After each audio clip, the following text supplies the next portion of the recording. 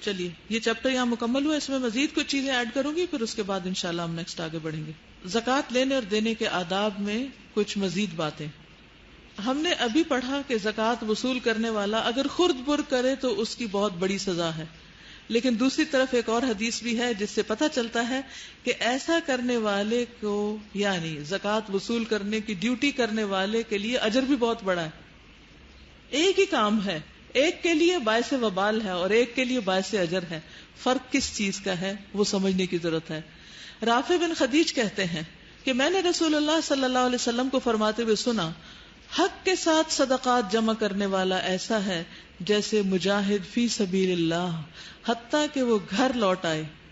حق کے ساتھ جمع کرنے والا, کیا مطلب حق کے ساتھ جمع کرنے والا؟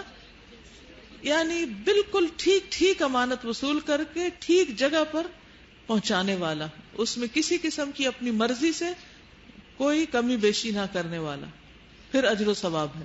یعنی جیسے ذمہ داری دی گئی, جس قسم کی ڈیوٹی دی گئی اس کے عین مطابق پوری کی گئی, اس میں کسی قسم کی کمی کوتاہی سستی نہ کی گئی. اس مال کی ایسے حفاظت کی گئی جیسے اپنے ذاتی مال کی حفاظت کی جاتی. عامل کے لیے اجر. عامل کون ہوتا ہے؟ نجومی بابا. ہمارے یہاں تو عامل وہی ہے, عامل کے پاس چلو. تو زکوٰۃ کے عامل کون ہوتے ہیں؟ قرآن میں ان کا ذکر آیا ہے, والعاملین علیہا. عاملین عامل کی جمع ہے. عامل کا لفظی معنی کیا ہے؟ ورکرز, کام کرنے والے. ٹھیک ہے, تو زکوٰۃ ورکر کے لیے اجر کیا ہے؟ فنڈز کلیکٹر کے لیے یا زکوٰۃ کلیکٹر کے لیے کیا اجر و ثواب ہے؟ ابو موسیٰ رضی اللہ عنہ بیان کرتے ہیں کہ رسول اللہ صلی اللہ علیہ وسلم نے فرمایا, بلا شبہ امانت دار خزانچی جو مالک کے حکم کے مطابق دل کی خوشی سے, مالک کے حکم کے مطابق یعنی جس نے اس کو یہ کام دیا ہے, یہ ڈیوٹی دی ہے, دل کی خوشی سے, یعنی بوجھ سمجھتے ہوئے نہیں بلکہ اچھے طریقے سے دل لگا کر کوالٹی کا کام کرے, احسان کے درجے پر, جس کے متعلق کہا گیا ہے اسے پورا پورا دے دے, وہ 2 صدقہ کرنے والوں میں سے ایک ہے. یعنی اس کو بھی اتنا ہی اجر ملے گا جتنا وہ مال دینے والے کو ملا ہے. جی آپ بتائیے کیا کہا میں نے؟ اس کو کتنا اجر ملتا ہے؟ جتنا زکوٰۃ دینے والے کو اجر ملتا ہے. ٹھیک ہے, یہ ڈیوٹی آسان نہیں ہوتی, کیا خیال ہے؟ بہت مشکل کام ہوتا ہے, لیکن اگر کوئی اس کو پورے دل لگا کے اور پائی پائی کا حساب کر کے اپنی جان پہ لے کے اس کو ادا کرتا ہے تو اس کا اجر بھی اتنا ہی بڑا ہے, اتنا ہی زیادہ ہے. عامل حساب کتاب کا ماہر ہو, جمع تفریق آتی ہو.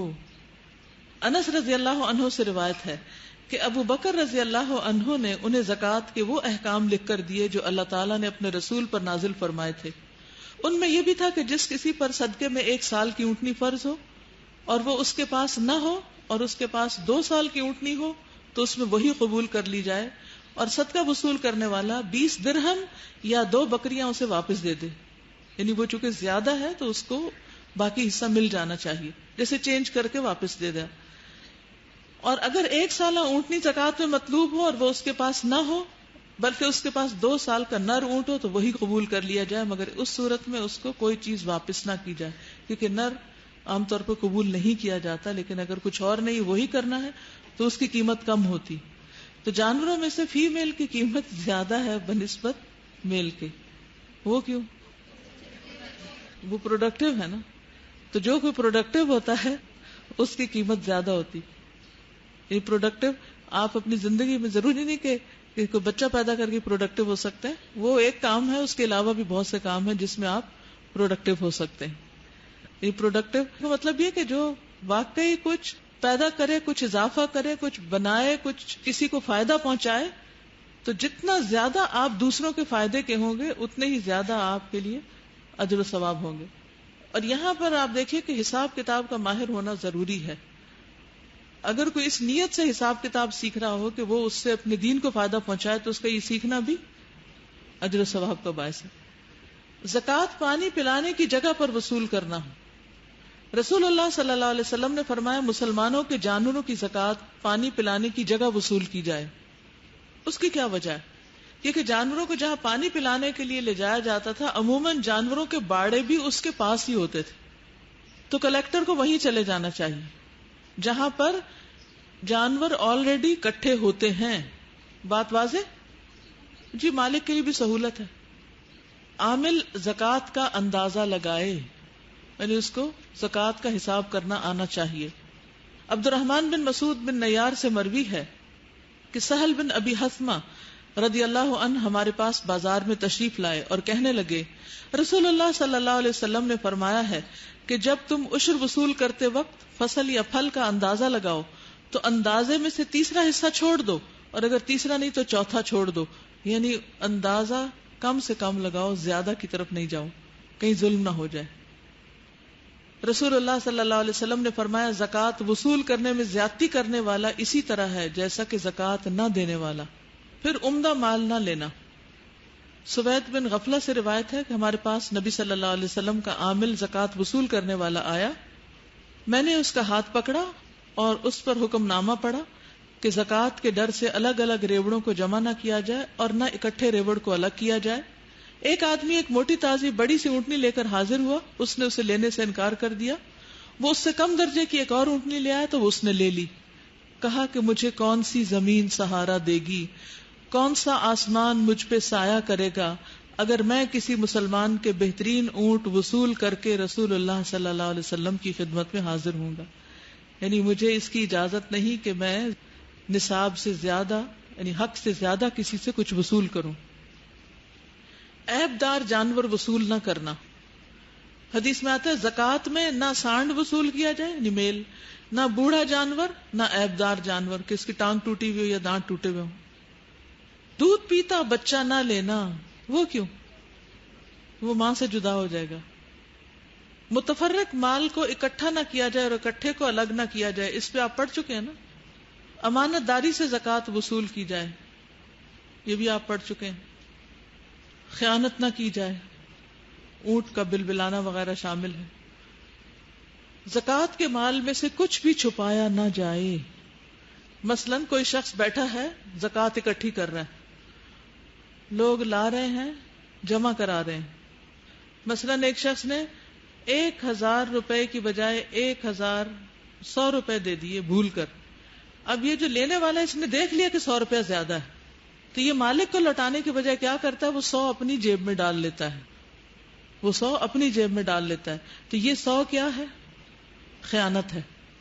نہ اس نے بیت المال میں ڈالا اور نہ ہی اس نے مالک کو لوٹایا، بلکہ اپنی جیب میں ڈال لیا.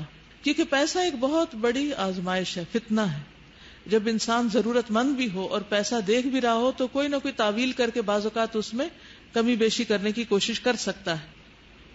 ابو رافع کہتے ہیں کہ رسول اللہ صلی اللہ علیہ وسلم جب عصر کی نماز پڑھ لیتے تو بنو عبد الاشہل کی طرف تشریف لے جاتے، ان کے ہاں باتیں کرتے، حتیٰ کہ مغرب کے وقت تشریف لاتے، واپس آتے. ابو رافع نے کہا کہ ایک دفعہ نبی صلی اللہ علیہ وسلم مغرب کے وقت جلدی اور تیزی سے آ رہے تھے کہ ہم بقی سے گزرے. بقی کیا ہے؟ قبرستان.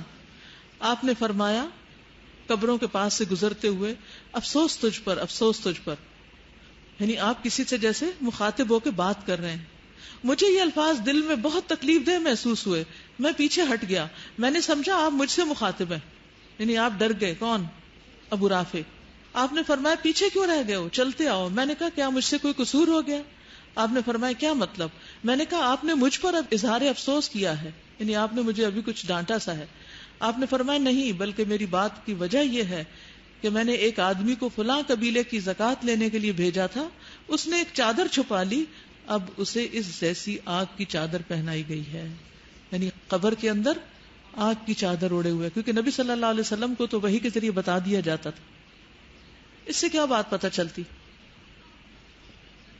چوری اور خیانت ویسے ہی بہت بری چیز ہے، لیکن اللہ کے مال میں سے خیانت تو اللہ کے ساتھ پھر مقابلہ ہے، پھر تو معاملہ اللہ کے ہاتھ میں چلا جاتا ہے اور وہ کوئی معمولی بات نہیں ہے. مثال کے طور پر جیسے الہدا ہی ہے، ٹھیک ہے، یہاں پر جو کچھ استعمال ہوتا ہے وہ سب کے کلیکشن اور ڈونیشن اور مل کے سب اپنا اپنا حصہ ڈالتے ہیں اور اجتماعی طور پر اس کو رن کر رہے ہیں. پھر اس کو چلانے کے لیے کچھ پالیسیز وضع کی جاتی ہیں کہ آپ کو کیا خرچ کرنے کی اجازت اور کیا نہیں. مثلا آپ کو منع کیا جاتا ہے کہ شام کے وقت استری نہیں کر سکتے. کیوں منع کیا جاتا ہے؟ ہاسٹل میں کوئی رول بنا ہوا ہے نا، کتنے سے کتنے بجے تک استری نہیں ہو سکتی؟ 5 سے 10 ٹھیک ہے، کیونکہ اس وقت بل زیادہ آتا ہے. اب کوئی دیکھتا ہے کہ نہیں کوئی بھی نہیں دیکھ رہا، آج تو چھٹی ہے اور سارے سوئے پڑے ہیں، اور تو میں کیا کروں، استری کر لوں، جلدی سے کر لیتی ہوں فٹافٹ. کیا ایسا کرنا خیانت ہے کہ نہیں؟ ہے نا، کیونکہ اس بات کا ایک اصول بنا لیا گیا کہ ان اوقات میں یہ چیز نہیں کی جائے گی. اسی طرح بجلی کے اپلائنسز استعمال کرنا منع کیا گیا ہے.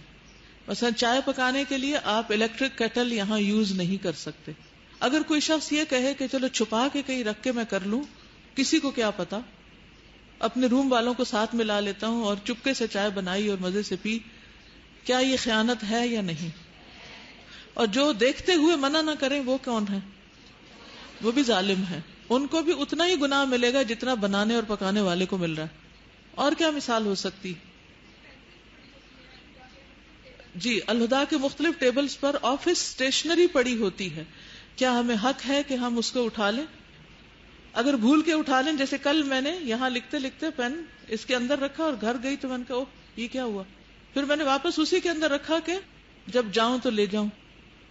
بعض اوقات ہم بھول کے بھی اٹھا لیتے ہیں، لیکن جو ہی پتا چلے کہ یہ تو بھول گئے، یہ کیا ہوا، کیونکہ بھول کے صرف ہم اٹھاتے نہیں، بھول کے اپنا پین بھی چھوڑتے ہیں. یعنی عام طور پہ دو طرفہ معاملہ ہوتا ہے. اسی طرح بغیر اجازت آفس کا کاغذ اپنے ذاتی استعمال میں لے آنا، اپنا ذاتی کوئی خط یا کوئی بھی چیز اس پہ لکھنا، چھوٹی چھوٹی چیزیں ہو سکتی ہیں یہ، لیکن ان کی پوچھ ہوگی. بورڈ مارکرز ہوتے ہیں، بے جا ان کو استعمال کرنا. یعنی بورڈ مارکر کس کے استعمال کے لیے ہے؟ ٹیچر کے استعمال کے لیے. اور ٹیچر کو بھی کس کام کے لیے استعمال کرنا ہے؟ وہاں پھول بوٹے بنانے کے لیے، کیلی گرافی سیکھنے کے لیے نہیں. پانی ضائع کرنا، پانی ضائع کرنا، ضرورت سے زائد استعمال کرنا. آفس آورز کے بعد الیکٹرک اپلائنسز کو بند نہ کرنا، پنکھے کھلے چھوڑ دینا، لائٹ کھلی چھوڑ دینا، جبکہ آخری شخص آپ ہیں وہاں پر کام کرنے والے. آپ کی ذمہ داری بنتی تھی کہ آپ اس کو بند کر کے نکلیں. سٹیپلر پنز کو اپنی ذاتی کاغذوں پہ لگا دینا، دوسرے کامن پن وغیرہ کو بھی استعمال کرنا. جی، کسی اور کا حصہ استعمال کر لینا. ڈیسک وغیرہ پر لکھنا، ان کو خراب کرنا، توڑنا، بے دردی سے گھسیٹ کے کرسیوں کو ہلا دینا، توڑنا، مس یوز کرنا فرنیچر کو یا کسی بھی چیز کو، کارپیٹ کو گندا کر دینا. صفائی کی جو ڈیوٹی لگی ہے اس کو دھیان سے نہ کرنا کہ کون سا کوئی دیکھ رہا ہے، کوئی دیکھے گا پھر اچھے سے کر لیں گے. کمپیوٹر پہ پرسنل انٹرنیٹ یوز کرنا، کھانا کھانے میں دوسروں کا حق مارنا. بہرحال آپ میں سے ہر ایک اپنے دل کی آنکھیں کھولے اور دیکھے کہ اس نے بغیر اجازت کے، بغیر مرضی کے، دینے والوں کی مرضی کے کیا استعمال کیا ہے. اور اگر ایسا کچھ ہو گیا ہے تو اندازے سے وہ واپس لوٹانے کی فکر کی جائے. بعض اوقات ایسا ہوتا ہے ناگزیر ہو جاتا ہے، آپ کا پین ہے نہیں اور اب آپ نے کوئی ایسا کام کرنا ہے کہ جو ابھی کرنا ہے اور آپ کو استعمال کرنا پڑ گیا، تو آپ کیا کریں؟ اتنا اندازہ کر کے صدقہ ڈال دیں. دیکھیے، بندوں کے حقوق میں سے جو چیزیں معاف نہیں ہم کرواتے نا، قیامت کے دن کیا کرنا ہوگا؟ دینی ہوگی، پھر اپنے عمل سے دینی ہوگی، وہاں روپے پیسے نہیں ہوں گے. ٹھیک ہے، چلیے. نبی صلی اللہ علیہ وسلم نے جو چیزیں سکھائی تھی اس حدیث سے ہمیں پتہ چل گیا کہ ان کو کتنی اچھی سمجھ میں آ گئی کہ جو کلیکٹر تھا وہ لے نہیں رہا تھا، جو دینے والا وہ زیادہ دیے چلے جا رہا ہے. یہ ایک دین کا مزاج ہے پورے کا پورا، ہر فیلڈ کے اندر. کردار دیکھیے نا ان کا زبردست، ایسا لگتا تھا صحیح بات سمجھ آ گئی جو اللہ تعالیٰ چاہتے ہیں ان سے. تو اس طرح کی چیزیں ہمیں سمجھ آ جائیں، کہیں بھی کوئی خرابی پیدا نہیں ہو سکے. اور جہاں سمجھ نہ آئے کوئی بات ذمہ داروں سے پوچھ لینی چاہیے کہ بھئی یہ مال یہاں ہے، اس کو کیسے استعمال کرنا ہے. عام طور پہ ہم سمجھ رہے ہوتے ہیں کہ جیسے موبائلس وغیرہ چارج کرنے ہوتے ہیں نا تو ان میں بجلی نہیں خرچ ہوتی ہے، آخر بجلی کے کنیکشن بھی دیتے ہیں، کچھ نہ کچھ تو اس میں لگتا ہی ہے نا. تو ایسے اندازاً کچھ نہ کچھ اس کے بدلے بھی ڈالنا چاہیے ضرور نا. بالکل، کیونکہ اس میں ضروری نہیں خالی اسٹوڈنٹس، کیونکہ یہاں تو ہمارے ہاسٹل میں تو نہیں اتنا یہ ہوتا، لیکن جو ڈے اسکالرس بھی آتے ہیں تو وہ بھی کہیں کہیں جگہ جگہ لگے ہوتے ہیں نا. اگر 100 لوگ روز چارج کریں تو آپ دیکھیے کہ کہاں جائے گا بل. اسی طرح ایک رولز ہوتے ہیں، قاعدے ہوتے ہیں، ان کو نہ پورا کرنا وہ بھی امانت میں خیانت کے اس پہ آ اگر وہ جاتا ہے. بھاری ہو تو آپ بات کر سکتے، جیسے انہوں نے کہا کہ میں یہ نہیں کر سکتا تو اس کے کوئی آلٹرنیٹ ڈھونڈا جا سکتا. پھر زکوٰۃ دینے کے آداب ہیں. ٹھیک ہے، زکوٰۃ دینے کے آداب میں سب سے پہلی چیز یہ کہ طیب مال میں سے خرچ کرنا. رسول اللہ صلی اللہ علیہ وسلم نے فرمایا اللہ صرف حلال کمائی کے صدقہ کو قبول کرتا ہے. اپنے پسندیدہ مال میں سے خرچ کرنا. ابن عمر روایت کرتے ہیں کہ حضرت عمر بن خطاب کو جب خیبر میں ایک زمین کا ٹکڑا ملا تو آپ رسول اللہ صلی اللہ علیہ وسلم کی خدمت میں مشورے کے لیے حاضر ہوئے. عرض کیا یا رسول اللہ مجھے خیبر میں ایک زمین کا ٹکڑا ملا ہے, اس سے بہتر مال مجھے اب تک کبھی نہیں ملا تھا, آپ اس کے متعلق کیا حکم فرماتے ہیں؟ آپ نے فرمایا اگر جی چاہے تو اصل زمین اپنی ملکیت میں باقی رکھ اور پیداوار صدقہ کر دے. ابن عمر نے بیان کیا کہ پھر عمر رضی اللہ تعالیٰ عنہ نے اس کو اس شرط کے ساتھ صدقہ کیا کہ اسے نہ بیچا جائے گا, نہ اس کو ہبہ کیا جائے گا, نہ اس میں وراثت چلے گی. اسے آپ نے محتاجوں کے لیے, رشتہ داروں کے لیے, غلام آزاد کرانے کے لیے, اللہ کے دین کی تبلیغ اور اشاعت کے لیے اور مہمانوں کے لیے وقف کر دیا. اوقاف کا سنا کبھی؟ اوقاف, لوگ اپنی پراپرٹیز ان کاموں کے لیے, ان مدوں کے لیے وقف کر دیتے ہیں. اور اس میں کیا کیا ہے؟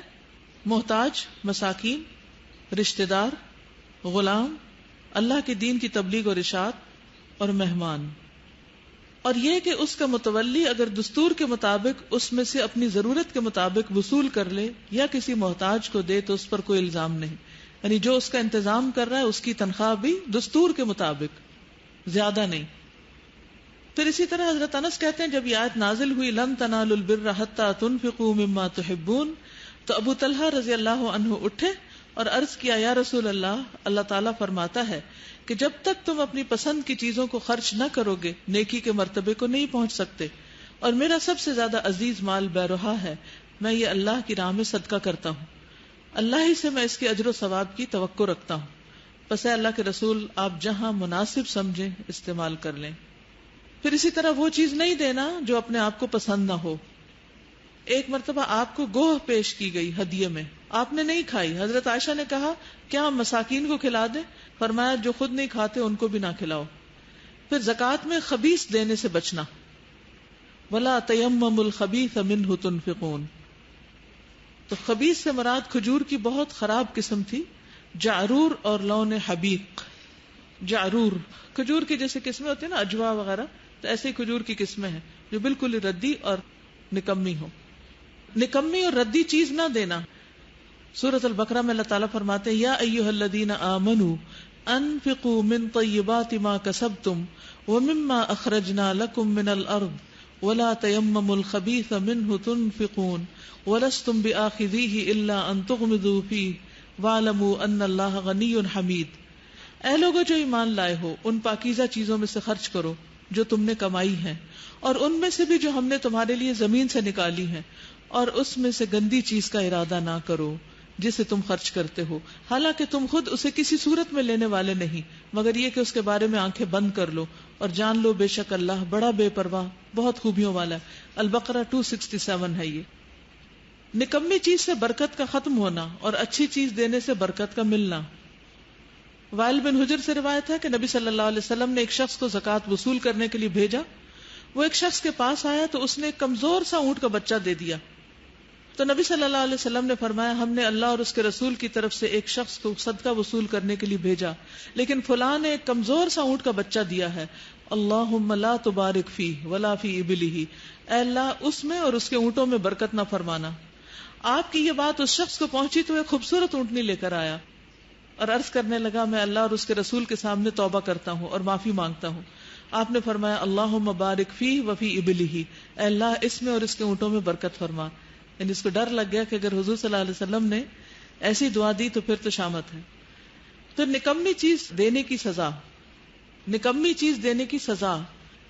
روایت میں آتا ہے کہ رسول اللہ صلی اللہ علیہ وسلم ایک بار نکلے, آپ کے ہاتھ میں لکڑی تھی. ایک آدمی خشک اور خراب قسم کی کھجور لٹکا کے چلا گیا مسجد میں. آپ کھجور کے اس خوشے پر لکڑی مارنے لگے اور فرمایا اگر صدقے کا مالک چاہتا تو اس سے عمدہ قسم کی کھجور دے سکتا تھا. بلا شبہ قیامت کے دن اس صدقے کا مالک ایسی ہی خراب کھجور کھائے گا. یعنی جو آج تم دے رہے ہو کل قیامت کے دن وہی کھانا پڑے گا. تو پھر دیکھ لو کہ کیا دے رہے ہو. ہمیں یاد رہے گا یہ اصول دیتے وقت, دل کی خوشی سے دینا. نبی صلی اللہ علیہ وسلم نے فرمایا اللہ کا تقوی اختیار کرو, 5 نمازیں ادا کرو, اور اپنے ایک مہینے کے روزے رکھو اور دل کی خوشی سے اپنے مال کی زکات ادا کرو اور اپنے امیر کی اطاعت کرو، تم اپنے رب کی جنت میں داخل ہو جاؤ گے۔ پھر زکات دینے میں جلدی کرنا۔ ابو ہریرہ کہتے ہیں رسول اللہ صلی اللہ علیہ وسلم نے فرمایا کہ دیر نہیں ہونی چاہیے یعنی صدقہ خیرات میں، کہ جب جان حلق تک آ جائے تو اس وقت کہنے لگے فلاں کے لیے اتنا، فلاں کے لیے اتنا، حالانکہ اب تو وہ فلاں کا ہو ہی چکا۔ زکات جلدی دینا، اس سے پہلے کہ لینے والا کوئی نہ ہو۔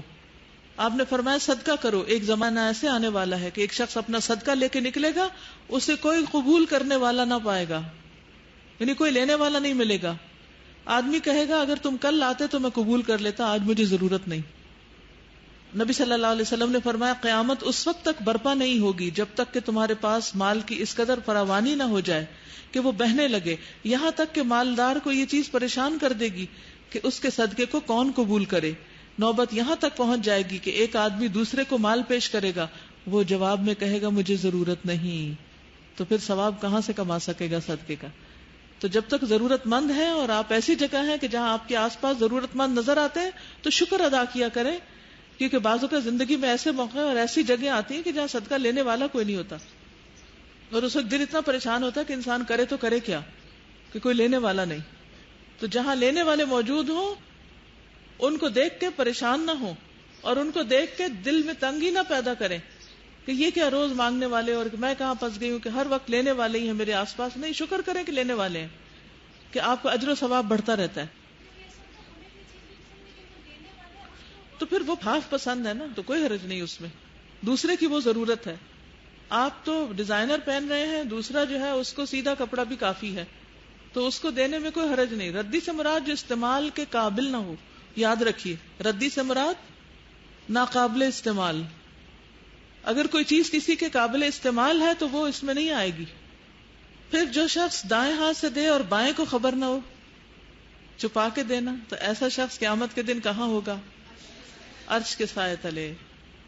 پھر جو مال ہے اسی کی جنس سے زکات دینا، روپے کی زکات روپے سے، سونے کی سونے سے، چاندی کی چاندی سے، یہ افضل ہے۔ کھجور کی کھجور سے، چاول کی چاول سے، گندم کی گندم سے، یہ زیادہ افضل ہے۔ لیکن اگر نہ ہو تو پھر دوسری مسئلہ یہ ہے کہ اب گندم لینے والا کوئی آپ کے علاقے میں نہیں، تو آپ اٹھا کے کہیں بھیجیں گے تو بھیجنے کا بھی خرچہ آئے گا، تو پھر روپیہ پیسہ شاید بھیجنا آسان ہو، تو انسان اس صورت میں کمی بیشی کر سکتا ہے۔ جس مال کی لوگوں کو ضرورت ہو وہ زکات میں دیا جائے۔ معاذ بن جبل رضی اللہ عنہ نے یمن والوں سے کہا تھا کہ تم میرے پاس جو اور مکئی کی بجائے چادر اور لباس کی صورت میں سامان زکات لاؤ، کیونکہ اس میں تمہارے لیے آسانی اور مدینہ میں رسول اللہ صلی اللہ علیہ وسلم کے صحابہ کے لیے بہتری ہے، یعنی وہاں اس چیز کی ضرورت ہے۔ بعض اوقات فلڈ آ جاتا ہے اور وہاں پانی چاہیے مثلا، اور آپ وہاں گندم بھیج رہے ہیں، تو اس کو کیا کرنا چاہیے؟ جہاں پانی چاہیے وہاں پانی بھیجیں، ٹھیک ہے نا، کیونکہ ابھی ان کے پاس کوئی مشین نہیں کہ گندم پیس سکیں۔ عورت اپنے مال کی زکات کی خود ذمہ دار ہے، یہ بہت اہم پوائنٹ ہے، کیونکہ بعض اوقات کیا ہوتا ہے، مرد زکات نہیں دیتے، تمہارا زیور ہے تم خود دو، عورت نہیں دیتی، میرے پاس تو پیسے نہیں، میں کون سا کماتی ہوں، نہ وہ دیتا ہے نہ وہ دیتی ہے، اور غریب کا حق مارا جاتا ہے۔ اور وہ مال جو زکات کا زیور میں یا کسی بھی چیز میں شامل رہ جاتا ہے، وہ انسان کے لیے مصیبت، وبال، شر کا باعث بنتا ہے، طرح طرح کی پریشانیاں آتی ہیں اس کی وجہ سے۔ ذمہ دار کون ہے؟ کل پوچھ کس سے ہوگی؟ میاں سے ہوگی کہ اس نے پیسے نہیں دیے تھے۔ شوہر اپنی خوشی سے دینا چاہے دے سکتا ہے، پیرنٹس اپنی خوشی سے دینا چاہے دے سکتے ہیں، لیکن اگر وہ نہیں دیتے کہ نہیں کوئی ضرورت نہیں دینے کی، تو پھر اس صورت میں جس کے ملکیت میں ہے اس کو دینا پڑے گی، بے شک نہ کماتے ہو۔ دیکھیے، زکوٰۃ کے لیے صاحب نصاب ہونا لازم ہے، کمانا لازم نہیں۔ واضح؟ اگر ہسبینڈ وائف دونوں کماتے ہیں اور ہسبینڈ زکوٰۃ دے رہا ہے تو عورت کی طرف سے بھی ادا ہو جائے گی، خواہ حصہ اس کا الگ بیچ میں پڑا ہوا ہو۔ السلام علیکم استاذہ، یہ ہماری کلاس میں بھی جب ڈسکشن ہوئی تھی، اور بہت ساری جو بہنیں تھیں ان کا یہی پرابلم ہے کہ ہسبینڈ نہیں دیتے تو وہ پھر کہتی ہیں کہ ہمیں اتنی پاکٹ منی بھی نہیں ملتی کہ ہم دے سکیں، اور ہم اسی زیور میں سے دینا۔ ابھی تو بات ہوئی جی، میں نے پھر اس کے لیے نا، جو میرے ساتھ ہوا تھا کہ پہلے میرے ہسبینڈ دیتے رہے، پھر ایک ٹائم آیا کہ انہوں نے مجھے کہا کہ خود دے دو، اور مجھے اچھی خاصی بیچ میں سے اماؤنٹ بیچنی پڑی، یعنی اپنا۔ میں نے اس کے بعد کیا کہ گھر کے خرچے میں سے میں نے کمیٹی ڈال لی، زکوٰۃ کے لیے. اور اس کے بعد یہ ہوا کہ مجھے وہ علیحدہ سے جمع بھی نہیں کرنے پڑتے تھے, اور وہ خود سال کے آخر میں میرے پاس ایک اماؤنٹ آ جاتی تھی جتنی زکوٰۃ مجھے چاہیے ہوتی تھی, اور وہ آرام سے نکل جاتا. بالکل. یعنی یہ تو پھر ہمیں سوچنا ہے نا, یا تو پھر آپ اس ملکیت سے پیچھے ہٹ جائیں, اسے بانٹ دیں لوگوں میں, تاکہ آپ کے پاس اتنا رہی نہ جس پہ زکوٰۃ ہے, ورنہ اگر ہے تو پھر تو دینی ہی دینی, آپ ہی سے پوچھو گی. اور یہ یاد رکھیے, اگر یہ یاد رہے کہ اللہ کا دیدار کرنا ہے, اللہ تعالیٰ کا چہرہ دیکھنا ہے, تو پھر آپ شوق سے دیں گے, نمبر 1. نمبر 2, اگر آپ کو یہ یاد رہے کہ دینے سے اضافہ ہوگا تو آپ شوق سے دیں گے کہ مجھے نیا زیور مل جائے گا, پرانا نکالتی ہوں نیا آ جائے گا, کیونکہ اللہ کا وعدہ ہے برکت ہوگی. تیسرے, اگر یہ یاد رہے کہ برکت اور اضافہ کے علاوہ اللہ کی رحمت آئے گی, ثواب ملے گا, حادثوں سے محفوظ رہوں گی, بیماریوں سے محفوظ رہوں گی, تو کیا کریں گے آپ؟ خوشی سے دیں گے اور بھی لے لیں. اگر آپ کو سیل کرنے کے اختیار ہی نہیں, آپ کو اس کو کچھ بھی کرنے کے اختیار نہیں, تو پھر آپ کی ملکیت ہی نہیں. جو حقیقی ملکیت جس کی ہے نا, پھر وہی ذمہ دار ہے. لیکن پھر بھی انسان کو یہ دیکھنا پڑے گا کہ واقعی ایسا ہے, کیونکہ بعض اوقات ٹال مٹول سے یا مذاق سے بات ختم ہو جاتی ہے, اور بعض اوقات اس میں سٹینڈ لینا پڑتا ہے. 1.5 ماہ تقریباً پہلے ایک واقعہ ہوا ہے میرے بہت ہی کلوز سامنے, کہ صرف وبال اس عورت کے نہیں بلکہ پورے خاندان کے لیے ہو گیا. وہ یہ ہوا کہ زیور سارا چوری ہو گیا, اور گھر میں 2 طرح کے لوگ تھے. ایک تو ایک ویکلی ایک عیسائی لڑکا آتا تھا, اور ایک اس پہ شک تھا, اور ایک کوئی کام والی آتی تھی تو اس پہ تھا. ایک 7 سال کے بچے کو ایک حافظ کے پاس لے کے آیا گیا اور چوری کا بتایا گیا. بچے نے کہا کہ بھئی گھر میں وہ عیسائی لڑکا جو ہفتے میں 2 بار آتا تھا استری کرنے, وہ لے کے گیا. اب فوری طور پہ اس لڑکے کو پولیس والوں نے پکڑا اور اس کا ریمانڈ وغیرہ کیا, اس کو مارا اور بہت جو بھی ہوا. گھر کے بزرگوں نے بہت منع کیا کہ ایسا نہ ہو کہ ایک جو نقصان ہے وہ تو ہے, اس سے بڑا وبال آ جائے, لیکن وہ نہیں مانی. انہوں نے کہا کہ میری جولری تھی اور آپ لوگوں کو تو پریشانی نہیں ہے, مجھے پریشانی ہے. بہر صورت کے ایک دن شام میں پولیس والے اس لڑکے کو لے کے آئے. وہ لڑکا شدید زخمی تھا, اس کے پاؤں چھلنی ہوئے تھے, اور وہ جو بزرگ ساس تھی وہ روئیں اپنی بہو کے آگے کہ آپ معاف کر دو اس کو, لیکن وہ نہیں مانی. ان کا دل شاید زیادہ ہی سخت ہو چکا تھا. بہرحال وہ جو بزرگ خاتون تھی انہوں نے رو کے پولیس والوں سے کہا کہ اس کو آپ 2 دن کے لیے چھوڑ جائیں. میں اپنے طریقے سے, کیونکہ وہ عیسائی تھا اور رغبت تھی اس کو اسلام کی طرف, اور وہ 4 سال سے ان کے گھر آتا تھا, تو وہ جو بزرگ خاتون تھی اس کو اسلام کے بارے میں, قرآن کے بارے میں, اللہ کی پہچان کے بارے میں بتاتی تھی. اس کو اندر لے کے گئی, اس کو اتنی حالت لاغر تھا کہ اس سے پانی بھی پیا نہیں جا رہا تھا. اس کو تھوڑا بہت دودھ پلایا, میڈیسن دی, اور لڑکا ایک جملہ جو اس کا بار بار اس نے کہا کہ غریب کی کوئی زندگی نہیں ہوتی. پھر وہ پیچھے سرونٹ پہ چلا گیا, بار بار اس کو اصرار کرتی تھی, لیکن بہت ناراض ہوتی تھی کہ آپ کو میرے زیور کی خیال نہیں ہے.